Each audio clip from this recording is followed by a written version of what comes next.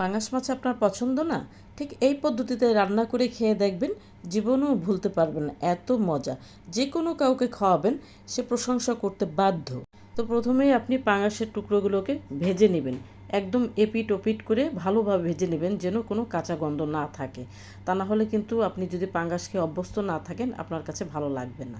তো আমরা ভাজা হয়ে গেলে এবার মাছের টুকরোগুলোকে সব তুলে নেব, এবং যে তেল থাকবে এই তেলেই কিন্তু আমরা রান্নাটা সম্পন্ন করব। বাড়তি তেল দেওয়ার প্রয়োজন হবে না, যদি প্রয়োজন হয় দিয়ে নেবেন।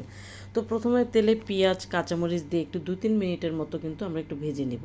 তারপরে দেব হলুদ, লবণ, মরিচের গুঁড়া, জিরা, ধনিয়া দিয়ে কষিয়ে নিয়ে এবার আমরা বাটা মশলা পেঁয়াজ রসুন আদা একটা এলাচি ফল দিয়ে বাটা মশলা করে এটা দিয়ে কষিয়ে নিয়ে অল্প একটু পানি দিয়ে এবার মাছটাকে দিয়ে দেব। মাছটাকে আমরা কষিয়ে নিয়ে 2-3 মিনিট পরে কিন্তু পরিমাণ মতো ঝোল দিয়ে দেব। এভাবে 10 মিনিট রান্না করে নামিয়ে ফেলুন। গরম গরম ভাতের সাথে পরিবেশন করুন।